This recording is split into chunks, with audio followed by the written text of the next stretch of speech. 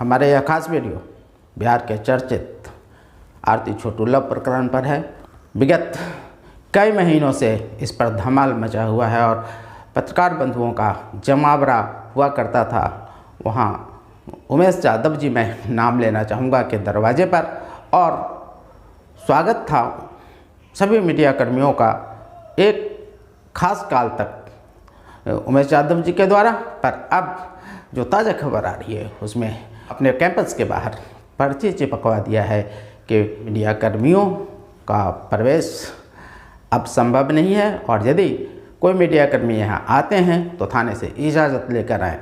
जिस मीडिया कर्मियों ने उन्हें सुर्खियों में ला दिया, जिन मीडिया कर्मियों के कारण उनको देश भर से सहानुभूति मिली, आज वो मीडिया कर्मी उन्हें अपना दुश्मन नजर आते हैं। हाँ, कुछ मीडिया कर्मी भाई हैं जो इस तरीके के सवाल पूछते हैं जिससे मानसिक रूप से लोग प्रताड़ित होते हैं उस घर के, तो ऐसा ना करें। लेकिन जो सच्चाई है, जो समाज के हित में है, वो समाचार, वो न्यूज, वो संदेश तो अवश्य ही वो दिखाएं।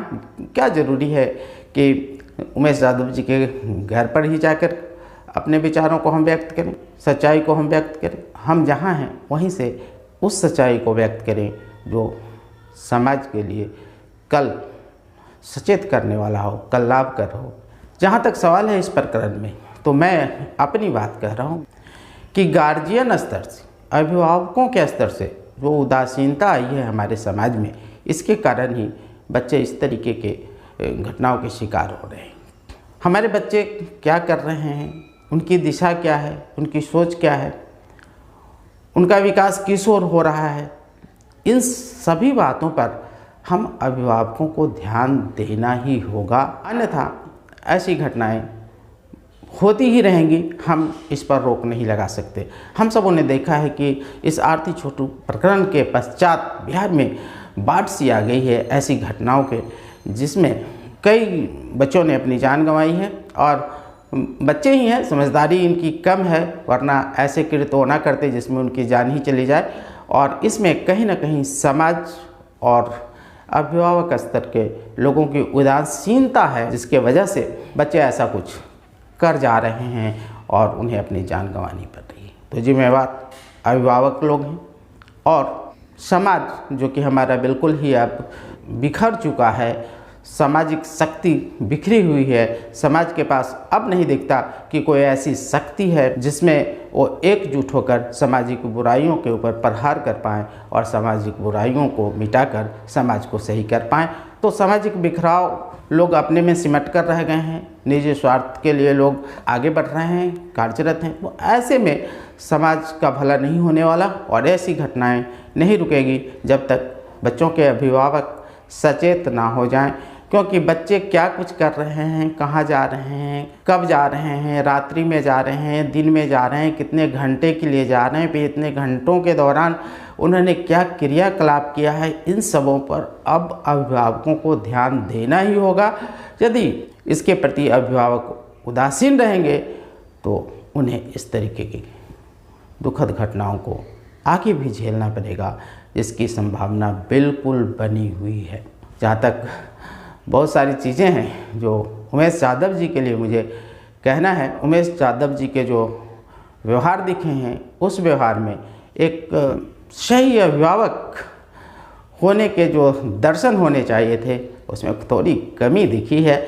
और पत्रकार बंधुओं को जहाँ तक उन्होंने रोका है, चूँकि पत्रकार बंधु आरती से बात कर रहे थे, अब तो आरती ने शादी कर ली है और मेरे बेटे हैं उमेश यादव के, उसके साथ, और उनका इंटरव्यू लिया जा रहा है। इनको तंग ना किया जाए, मैं भी मानता हूँ इनकी समझ अभी उतनी परिपक्व नहीं है कि ये सही ढंग से अपने को पेश कर पाएंगे। ऐसे में उमेश यादव जी को ही इस कार्य को करना चाहिए और पत्रकार बंधुओं के सवालों के जवाब बिल्कुल ही उमेश यादव जी को देना चाहिए। उनको किसी भी प्रकार से पत्रकार बंधुओं को रोक नहीं लगाना चाहिए, क्योंकि पत्रकार बंधुओं ने ही उन्हें आज देश में सुर्खियों में ला दिया है। और जो कुछ उनके भले का हुआ है उसमें पत्रकार बंधुओं का बहुत ज़्यादा योगदान है। हाँ, कुछ पत्रकार बंधु हैं जो उनके फेवर में बात करते हैं और कुछ हैं जो कुछ कारण से उनके विरोध में चले जा रहे हैं और विरोध में बात करते हैं। पर मेरा मानना है पत्रकार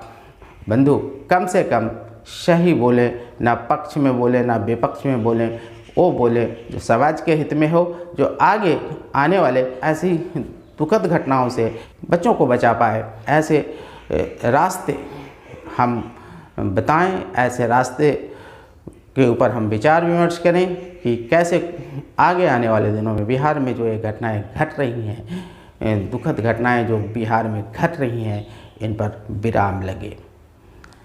कारणों को जब तक हम नहीं ढूंढेंगे तब तक इसका निदान भी संभव नहीं है।